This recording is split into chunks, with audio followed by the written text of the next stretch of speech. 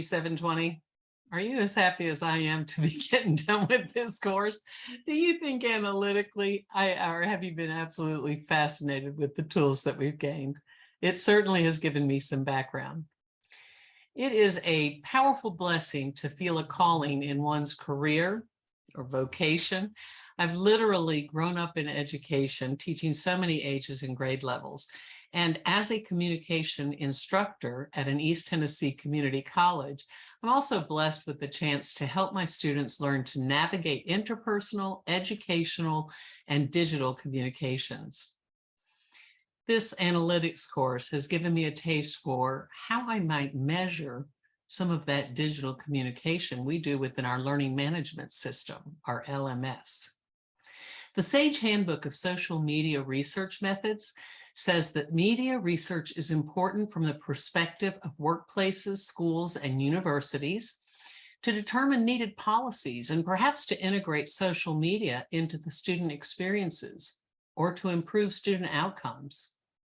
When discussing online communication, Freiberg reminded us to succeed in social media, we need to be aware also of the underlying legal and ethical implications that guide our practices, our communication efforts, and our behaviors.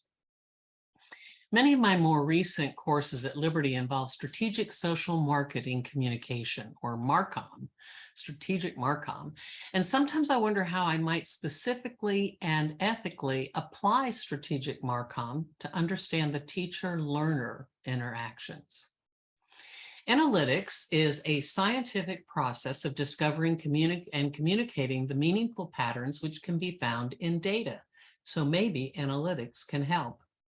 It's concerned with turning all this raw data into insights so that we might make better decisions. And it's especially important in strategic MARCOM.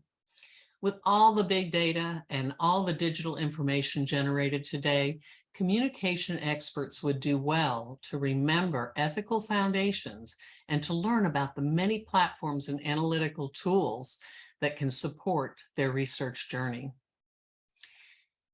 Three terms that I found particularly compelling are graphic organizers, text analytics, and tools. I appreciate all the strategic graphics that we saw in so many of our LinkedIn videos from Akea and Schwanbeck, Batesol, Boyd, Hunt, and Jantz, and now I understand more about the terms and some of the tools of analytics. And this was important to me, especially when we got to the Sage book that had the programming language that was so frightening, and yet I was able to grasp a little bit more. And now maybe I can speak the right language. The first term I chose is graphic organizers. Specifically, a couple of charts popped out, but that was relevant to me. The first chart that popped out that might relate to how I look at my user experience for my students are the graphic entice, enter, engage, exit, extend. These 5 E's will help me consider steps in processing how my students interact with my learning management system and with each other and myself. The second is KWHL, an adaptation of a technique I've used a long time in the classroom. Akeo and Schweinbeck's KWHL graphic provides an organizational guide related to K, establishing demographics and relevant situational facts, W, brainstorming list of what a researcher would want to know, H, examples of how this might be researched, and L, the graphics of what I would want to learn from the data.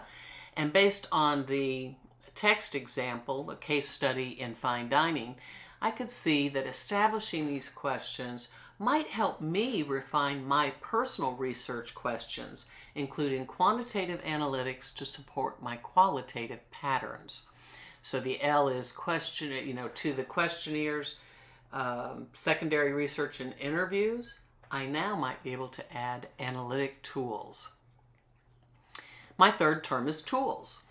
And all of those Sage Handbook of Social Media Research Methods, Part 6, Those case studies dove deep into using analytic tools for social media, and I've gained a lot of understanding, first of all, of what I love and what I appreciate, and maybe found very challenging and would have to have some support on. But the methods, the tools that were listed really gave me an understanding of some more things I might be able to use when I'm doing my work. To conclude, the use of analytic tools can help me understand direct feedback, as well as behavior patterns and usages or even abandonment when my students pop out.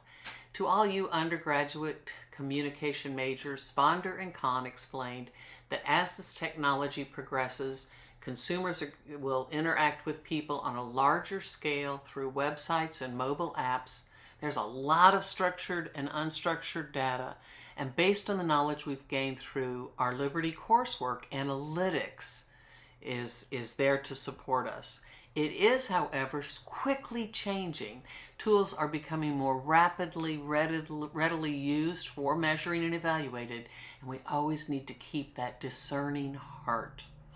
Paul the Apostle used that when he was talking about the ability to tell who is spiritual and who is not, who is a prophet or not in Corinthians. But Solomon gave a pretty surprising response in Kings 1:3-9. And it's, so give your servant a discerning heart to govern your people and to distinguish between right and wrong. For who is able to govern this great people of yours? It is our responsibility, our ethical and moral responsibility, to stay on top of these tools and to use them well.